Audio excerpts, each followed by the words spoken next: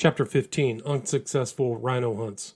Although the jungle around Tsavo was a network of rhino paths, I had never so far been successful in my efforts to obtain one of these animals, nor was my ambition yet to be realized.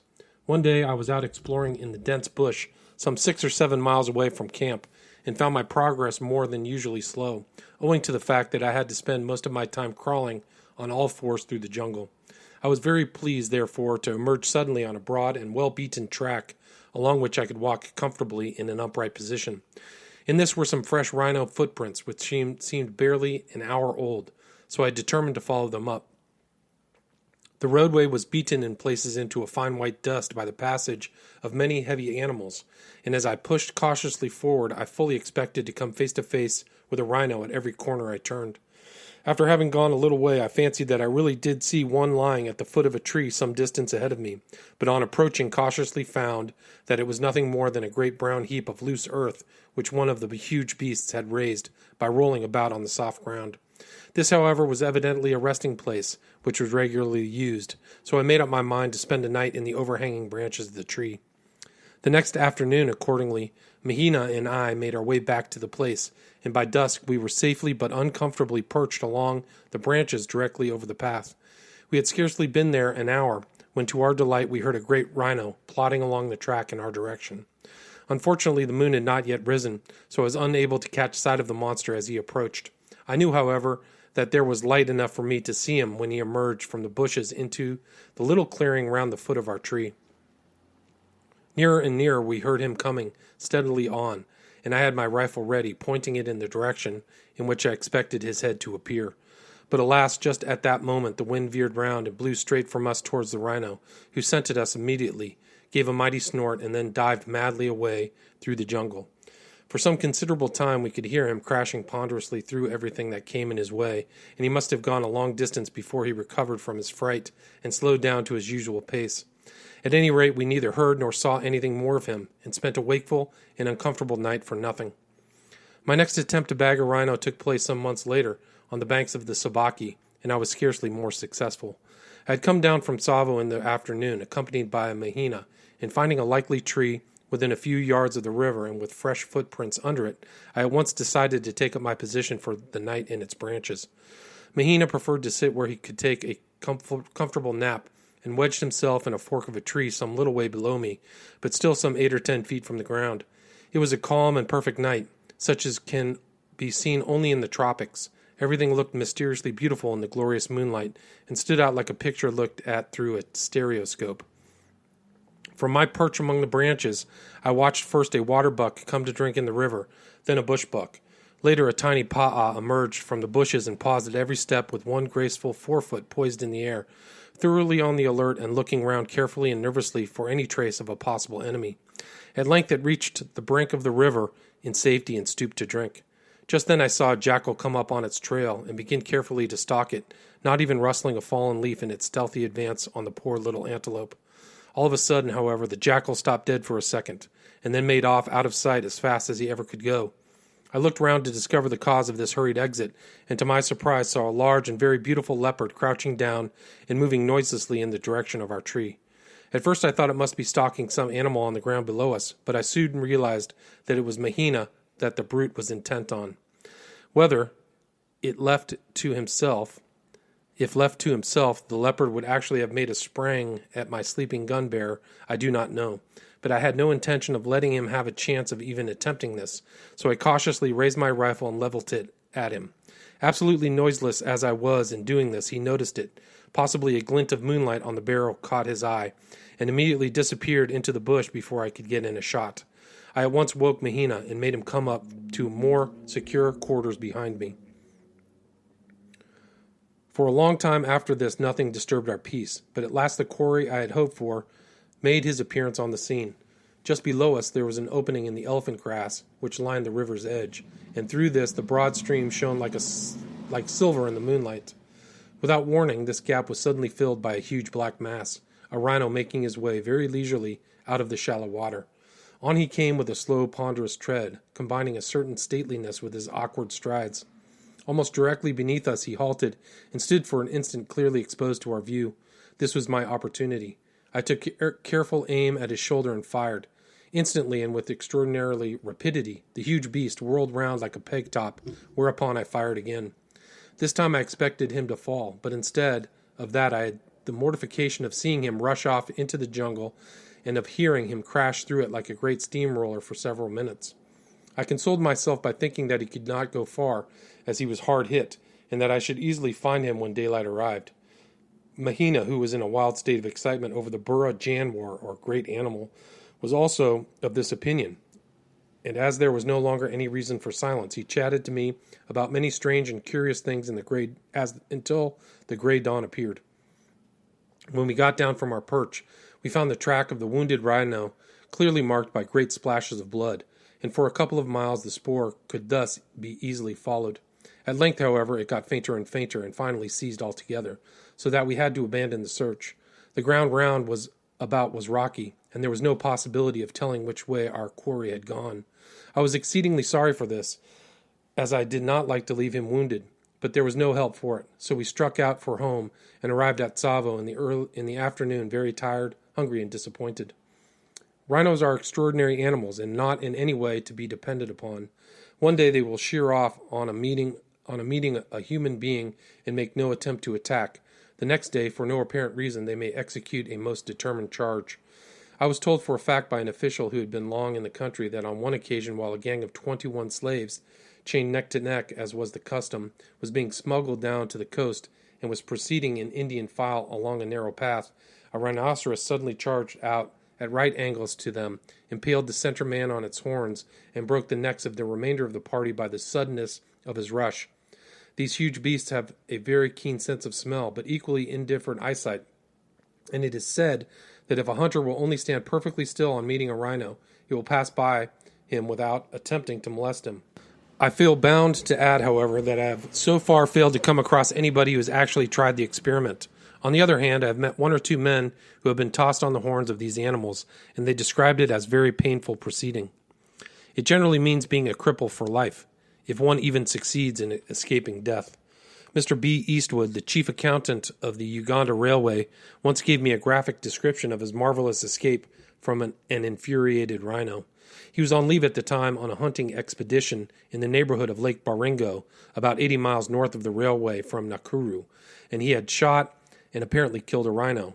On walking up to it, however, the brute rose to its feet and literally fell on him, breaking 4 ribs and his right arm. Not content with this, it then stuck its horn through his thigh and tossed him over its back, repeating this operation once or twice. Finally, it lumbered off, leaving poor Eastwood helpless and fainting in the long grass where he had fallen. He was alone at the time, and it was not for some hours that he was found by his porters, who were only attracted to the spot by the numbers of vultures hovering about, waiting in their ghoulish manner for life to be extinct before beginning their meal. How he managed to live for the 8 days after this, which elapsed before a doctor could be got to him, I cannot imagine. But in the end, he fortunately made a good recovery, the only sign of his terrible experience being the absence of his right arm, which had to be amputated. In a widow's story.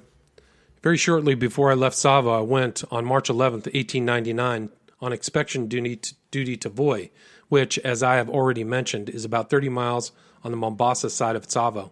At this time, it was a miserable, swampy spot where fever, guinea worm, and all kinds of horrible diseases were rampant. But this state of affairs has now been completely altered by drainage and by clearing away the jungle. Dr. Rose was in medical charge of the place at the time of my visit, and it was the good old custom to put up with any friend one came across towards nightfall.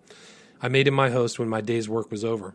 We spent a very pleasant evening together and naturally discussed all the local news. Amongst other things, we chatted about the new road which was being constructed from Voi to a rather important missionary station called Taveta near Mount Kilimanjaro, and Dr. Rose mentioned that Mr. O'Hara, the engineer in charge of the road making, with his wife and children, was encamped in the Waitaita country, about 12 miles away from Voi. Early next morning, I went out for a stroll with my shotgun, but had not gone far from the doctor's tent when I saw in the distance 4 Swahili carrying something which looked like a stretcher along the newly made road. Fearing that some accident had happened, I went quickly to meet them and called out to ask what they were carrying. They shouted back, "Bwana, the master," and when I asked what Bwana, they replied, "Bwana O'Hara." On inquiring what had exactly happened, they told me that during the night their master had been killed by a lion and that his wife and children were following behind along the road. At this, I directed the men to the hospital and told them where to find Dr. Rose, and without waiting to hear any further particulars, hurried on as fast as possible to give what assistance I could to poor Mrs. O'Hara. Some considerable way back, I met her toiling along with an infant in her arms, while a little child held on to her skirt, utterly tired out with the long walk. I helped her to finish the distance to the doctor's tent. She was so unstrung by her terrible night's experience and so exhausted by her trying march carrying the baby that she was scarcely able to speak. Dr. Rose at once did all he could, both for her and for the children, the mother being given a sleeping draught and made comfortable in one of the tents. When she appeared again late in the afternoon, she was much refreshed and was able to tell us the following dreadful story, which I shall give as nearly as possible in her own words. Quote, "We were all asleep in the tent, my husband and I in one bed and my 2 children in another.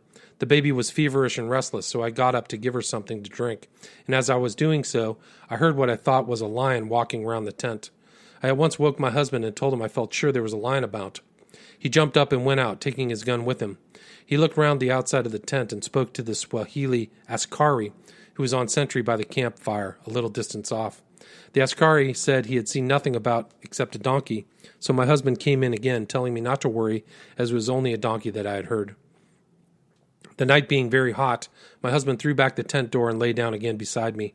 After a while I dozed off, but was suddenly roused by a feeling as if the pillow were being pulled away from under my head. On looking around, I found that my husband was gone. I jumped up and called him loudly, but got no answer.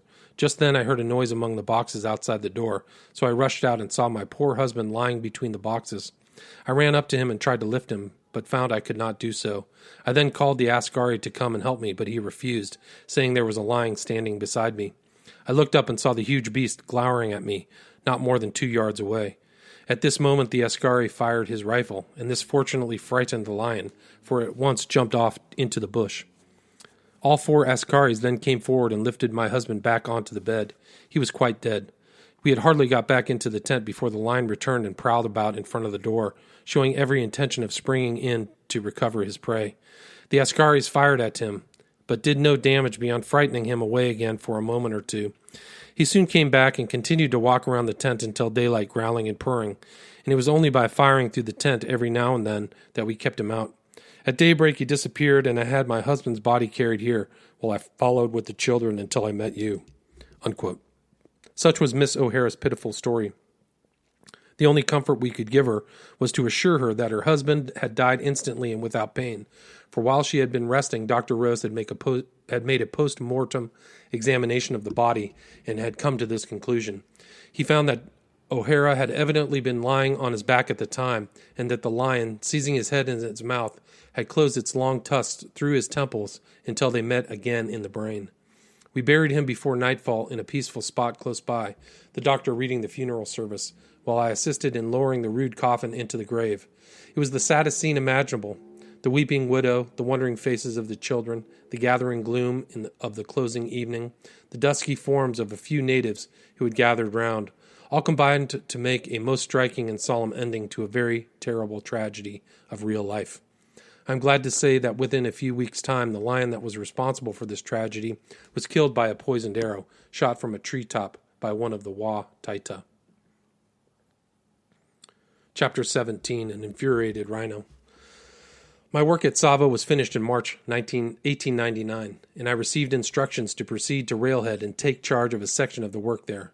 For many reasons, I was sorry to say goodbye to Tsavo, where I had spent an eventful year, but all the same I was very glad to be given this new post, as I knew that there would be a great deal of interesting work to be done and a constant change of camp and scene as the line progressed onward to the interior. In good spirits, therefore, I set out for my new headquarters on March 28th. By this time, the railhead had reached a place called Machakos Road, some 276 miles from Mombasa, and within a few miles of the great Athi Plains, the latter being treeless and waterless expanses, bare of everything except grass, which the great herds of game keep closely cropped. After leaving Tsavo, the character of the country remains unaltered for some considerable distance, the line continuing to run through the thorny Nyika, and it is not until Makindo is reached, about 200 miles from the coast, that a change is apparent.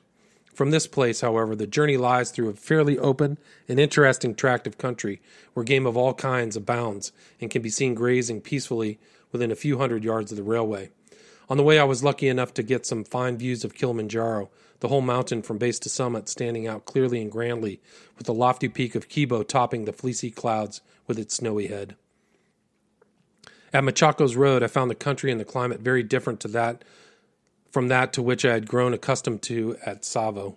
Here I could see for miles across stretches of beautiful open downs, timbered here and there like an English park, and it was a great relief to be able to overlook a wide tract of country and to feel that I was no longer hemmed in on all sides by the interminable and depressing thorny wilderness.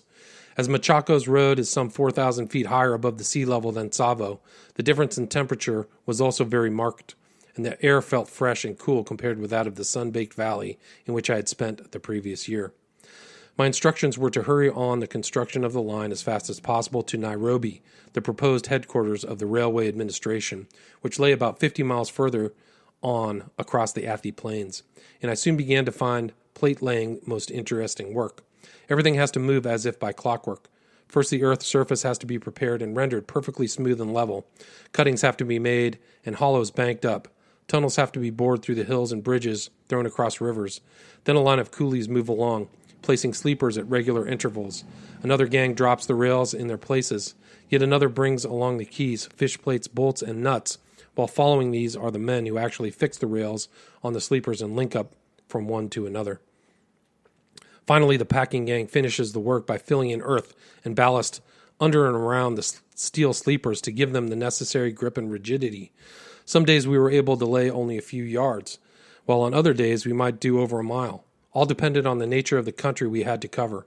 On one occasion, we succeeded in breaking the record for a day's plate laying, and were gratified at receiving a telegram of congratulation from the Railway Committee at the Foreign Office.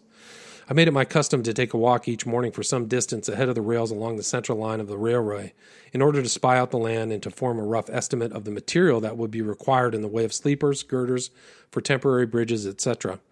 It was necessary to do this in order to avoid undue delay taking place owing to the shortage of material of any kind. About 10 days after my arrival at Machaco's Road, I walked in this way for about 5 or 6 miles ahead of the last laid rail. It was rather unusual for me to go so far, and as it happened, I was alone on this occasion, Mahina having been left behind in camp. About 2 miles away on my left, I noticed a dark-looking object, and thinking it was an ostrich, I started off towards it. Very soon, however, I found that it was bigger game than an ostrich, and on getting still nearer, made out the form of a great rhinoceros lying down. I continued to advance very cautiously, wriggling through the short grass until at length I got within 50 yards of where the huge beast was resting. Here I lay and watched him, but after some little time he evidently suspected my presence, for rising to his feet he looked straight in my direction, and then proceeded to walk round me in a half circle. The moment he got wind of me, he whipped round in his tracks like a cat, and came in for me beeline. Hoping to turn him, I fired instantly, but unfortunately my soft-nosed bullets merely annoyed him further, and had not the slightest effect on his thick hide. On seeing this, I flung myself down quite flat on the grass, and threw my helmet some 10 feet away, in the hope that he would perceive it and vent his rage on it instead of me. On he thundered, while I scarcely dared to breathe.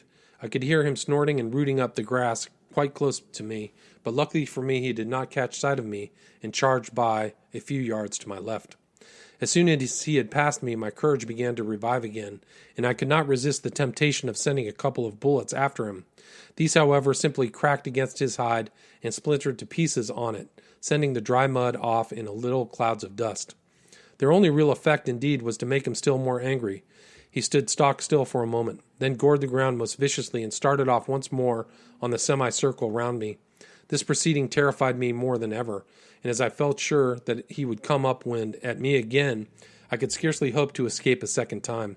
Unfortunately, my surmise proved correct, for directly he scented me. Up went his nose in the air, and down he charged like a battering ram. I fairly pressed myself into the ground as flat as I ever could, and luckily the grass was a few inches high. I felt the thud of his great feet pounding along, yet dared not move or look up lest he should see me. My heart was thumping like a steam hammer, and every moment I fully expected to find myself tossed into the air. Nearer and nearer came the heavy thudding, and I had quite given myself up for lost when from my lying position I caught sight, out of the corner of my eye, of the infuriated beast rushing by. He had missed me again. I never felt so relieved in my life, and assuredly did not attempt to annoy him further. He went off for a good this time, and it was with great satisfaction that I watched him gradually disappear in the distance. I could not have believed it was possible that these huge, ungainly-looking brutes could move so rapidly, and turn and twist in their tracks just like monkeys, had I not actually seen this one do so before my eyes. If he had found me, he certainly would have pounded me to atoms, as he was an old bull and in a most furious and vicious mood. One day when Dr. Brock and I were out shooting, shortly after this incident and not far from where it occurred, we caught sight of 2 rhinos in a hollow some distance from us and commenced to stalk them, taking advantage of every fold in the ground in doing so and keeping about 50 yards apart in case of a charge. In the event one or other of us would be able to get in a broadside shot which would probably roll the beast over. Proceeding carefully in this manner, we managed to get within about 60 yards of them, and as it was my turn for a shot, I took aim at the larger of the 2, just as it was moving its great head from one side to the other, wondering which of us it ought to attack. When at last it decided upon Brock, it gave me the chance I had been waiting for. I fired instantly at the hollow between neck and shoulder. The brute dropped at once, and save for 1 or 2 convulsive kicks in its stumpy legs as it lay half on its back, it never moved again.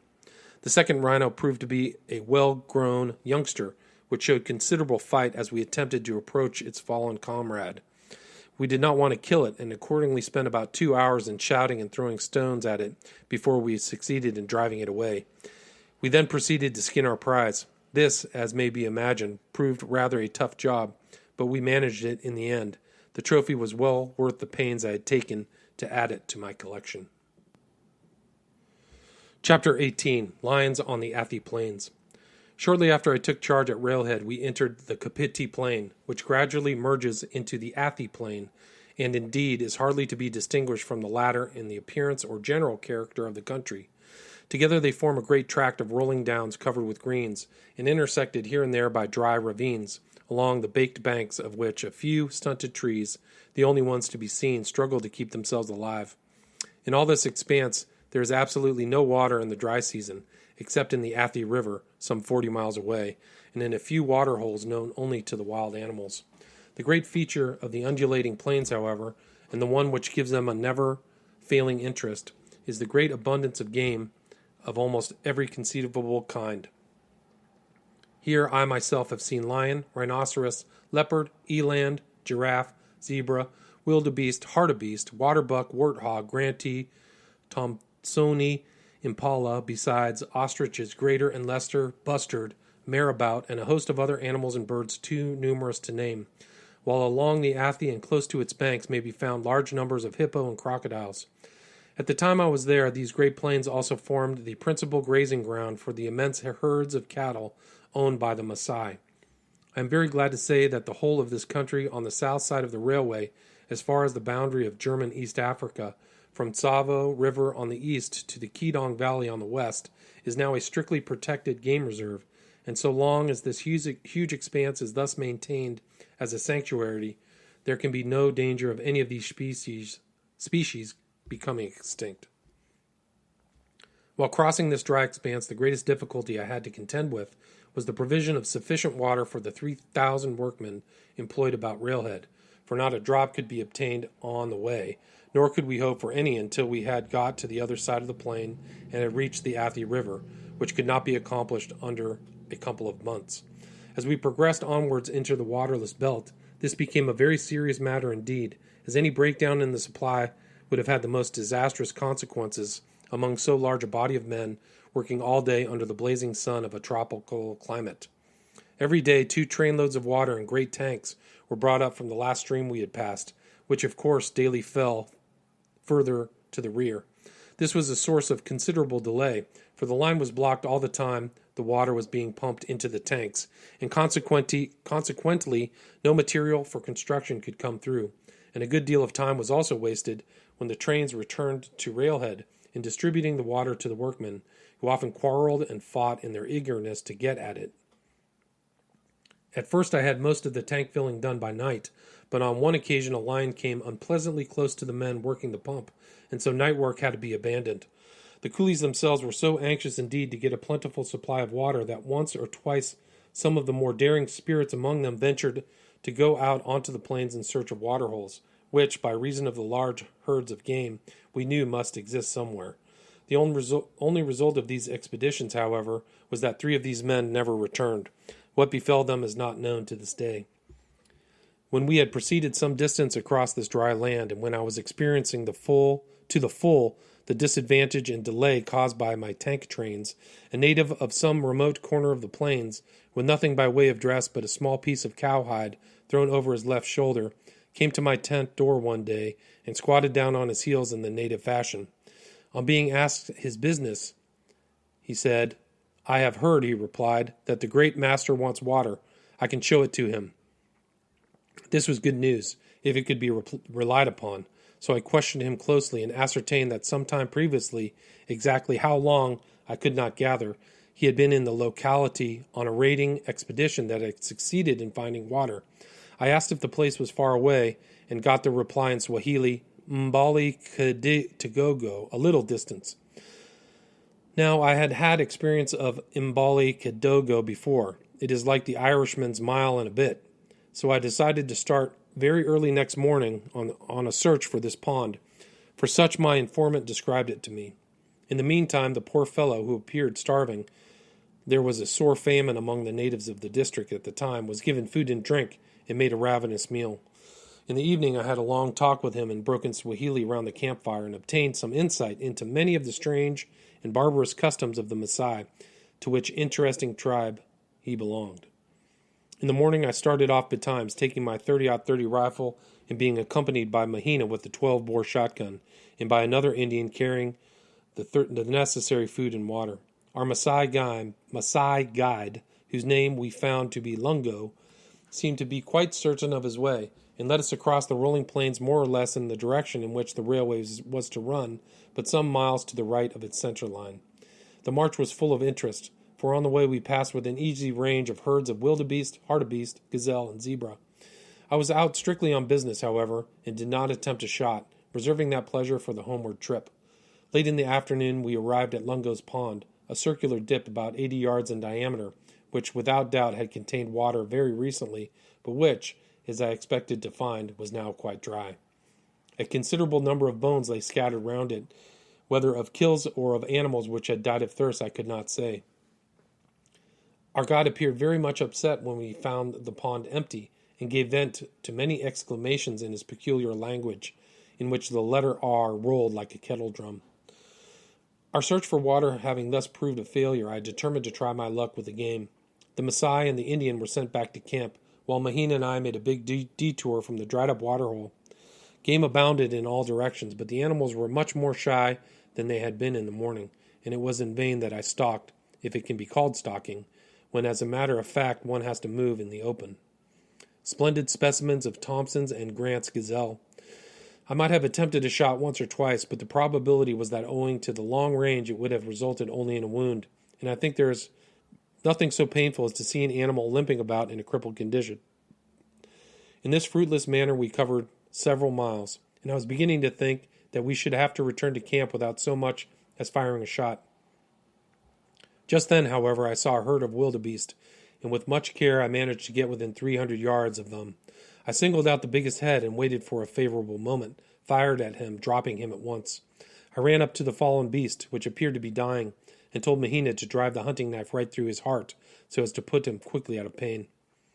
As Mahina was not doing this as skillfully or as quickly as I thought might be done, and seemed unable to pierce the tough hide, I handed him my rifle and took the knife in order to do it myself. Just as I raised the knife to strike, I was startled by the wildebeest suddenly jumping to his feet. For a moment he stood looking at me in a dazed and tottery kind of way, and then to my amazement he turned and made off. At first he moved with such a shaky and uncertain gait that I felt confident that he could only go a few yards before dropping. So, as I did not wish to disturb the other game around us by firing a second shot, I thought it best just to wait. To my utter astonishment, however, after he had staggered up for about 60 yards, he seemed to revive suddenly, broke into his ordinary gallop, and quickly rejoined the herd. From that time I lost all trace of him, though I followed up for 4 or 5 miles.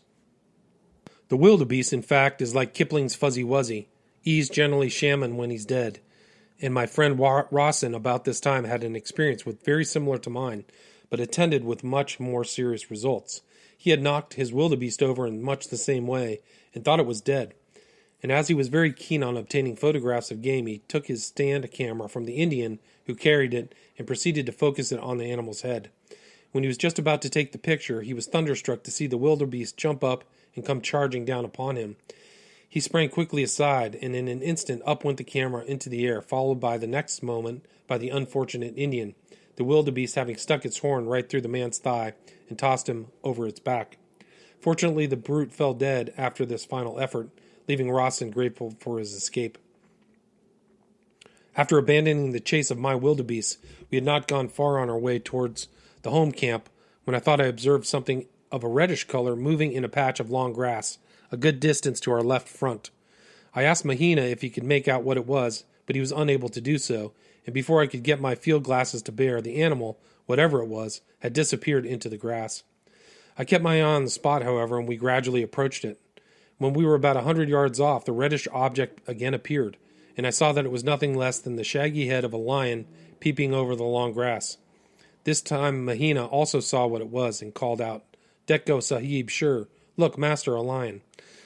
I whispered to him to be quiet and to take no notice of him while I tried my best to follow my own advice. So we kept on, edging up towards the beast, but apparently oblivious to his presence, as he lay there grimly watching us.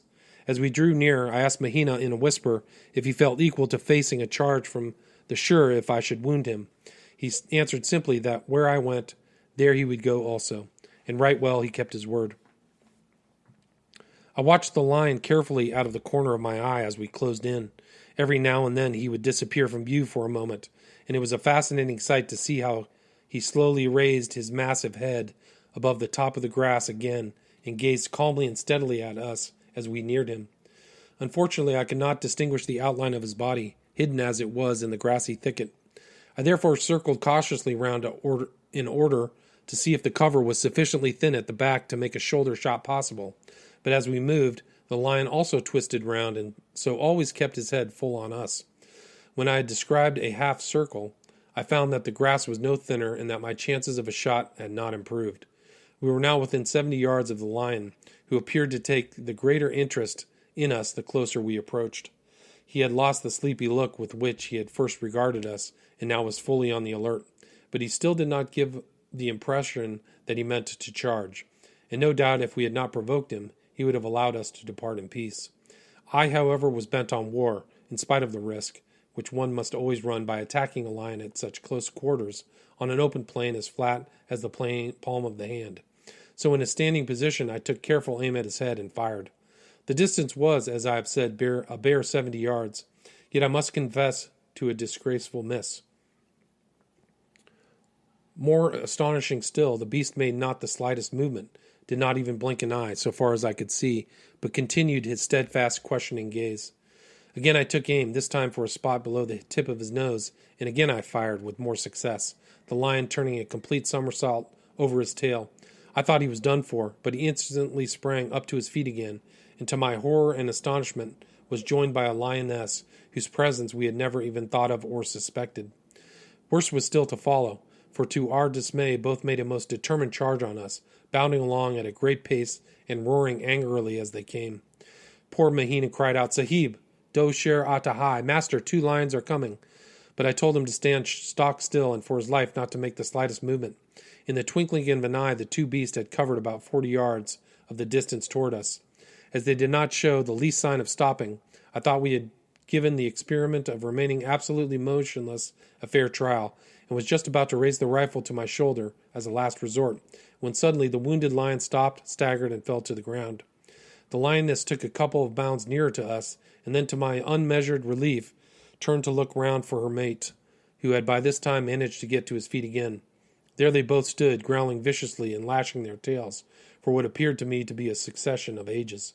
The lioness then made up her mind to go back to the lion, and they both stood broadside, with their heads close together and turned towards us, snarling in a most aggressive manner. Had either of us moved hand or foot just then, it would, I am convinced, have at once brought on another and probably a fatal charge.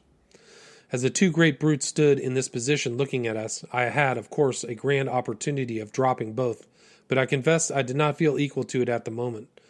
I could only devoutly hope that they would not renew their attack, and was only too thankful to let them depart in peace if they would, without any further hostility on my part. Just at this juncture the lion seemed to grow suddenly very weak. He staggered some 10 yards back toward his lair, then fell to the ground. The lioness followed and lay down beside him, both still watching us and growling savagely. After a few seconds the lion struggled to his feet again and retreated a little further, the lioness accompanying him until he fell once more. The third time the same thing took place, and at last I began to breathe more freely, as they had now reached the thicket from which they had originally emerged. Accordingly, I took a shot at the lioness as she lay beside her mate, partly concealed in the long grass. I do not think I hit her, but anyhow, she at once made off and bounded away at a great rate on emerging into the open. I sent a few bullets after her to speed her on her way, then cautiously approached the wounded lion. He was stretched out at a full length on his side, with his back towards me, but I could see by the heaving of his flanks he was not yet dead, so I put a bullet through his spine. He never moved after this, but for safety's sake, I made no attempt to go up to him for a few minutes, and then only after Mahina had planted a few stones on his body, just to make sure he was really dead. We both felt very pleased with ourselves as we stood over him and looked at his fine head, great paws, and long, clean, sharp tusks. He was a young but full-grown lion in fine condition, and measured 9 feet, 8.5 inches from tip to nose to tip of tail. My last shot had entered the spine close to the shoulder and lodged in the body. The first shot was a miss, as I have already said, but the second had caught him on the forehead, right between the eyes. The bullet, however, instead of traversing the brain, had been turned downwards by the frontal bone, through which it had crashed, finally lodging in the root of the tongue, the lead showing on both sides. I cut out the tongue and hung it up to dry, intending to keep it as a trophy, but unfortunately a vulture swooped down when my back was turned and carried it off. From the time I locked the lion over until he first staggered and fell, not more than a minute could have elapsed.